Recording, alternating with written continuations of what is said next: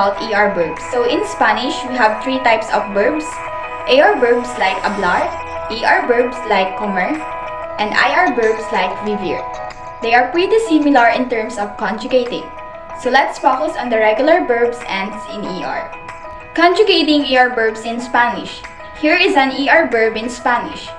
So you can tell it is an ER verb because there's an ER in the end.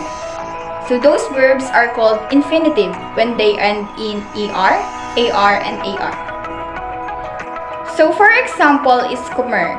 Comer is an ER verb because it's end in ER. It means we can only attach ER endings to this verb. So how to conjugate present tense ends in ER? So step 1, make your verb house. Step 2, place your subject pronouns in each room. Step 3, chop off the ER verb ending from comer. Step 4, place the base word in each room. And step 5, attach the new IR endings to each base word. So for example, he is drinking. So to say he drinks, you must first remove the ER. You can't use the infinitive with the subject. You must add the new ending, that's called conjugating the verb. Next is she is drinking. You should drop the ER, then you can add the E. The part of the verb you do not drip is called the stem. Now, they are drinking. Do you know what to do? Exactly. Drop the ER, this time you add the EN. This is the different subject, but the same group as before. What would you do? Yes. Drop the ER, then add the same as before. The ending is an indicator of who or what is doing the action. So to learn the endings, you must look at the chart, look at these endings. Yo for O, tú for S, él, ella, usted, vosotros, nosotras, hemos, vosotros, vosotras, eis, ellos, ellas, ustedes, en. Another example is layer to read. The same pattern. Yo leo, drop the ER and add the O for I read. To les, drop the ER, then add ES for read. El, ella, usted, li, drop the ER, then add E. Remember, for he or she, use an A or E.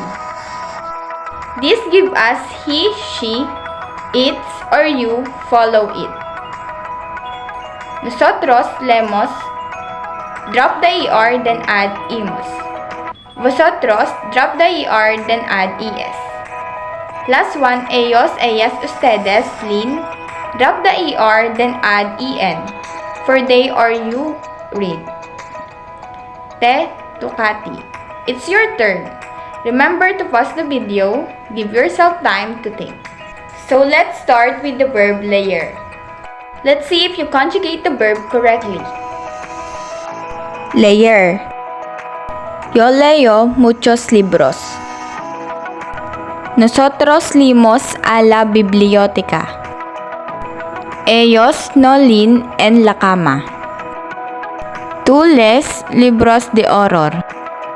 Did you did it correct? Hopefully you did. If you don't, you can go back and practice again. Now, let's practice with the word comer. Take a look at the right conjugation of the verb. Remember to pause for you to think. Comer or to eat. Ellas no comen las hamburguesas. Yo necesito comer mis verduras. María come su pan con mantequilla. Nosotras comemos mucho chocolate. Another one is creer, which is to believe. Pause the video to think. Ellos no creen en los ejercicios. Yo creo que las muchachas son bonitas. Ustedes creen que el libro está en la biblioteca. Paul cree que hay un error. Practice with verbs ends in ER. Beber. Él bebe el vino. Comer. Yo como una hamburguesa. Correr. Tú corres en el parque. Leer. Nosotros leímos en clase. Comprender. Ellos comprenden la lección. For you to don't forget the proper conjugation of the verbs that ends in ER, here's a song by Sinar Jordan with the tune of Do Ears Hang Low. So let's hear it. For the present tense, ER verbs to make some sense. Yo enzo to enzenes, forele a usted. Nosotros, nosotras hemos, or in Spain vosotros seis. Ellos, ellas, ustedes. Otra vez. Recap. Verbs that end in AR, ER, or IR are called infinitives. To conjugate a verb, first remove the infinitive ending. For ER verbs, remove ER. Then add the appropriate ending, which are O, S, E, hemos, eis, and N. I hope you understand the topic. Gracias. Adios.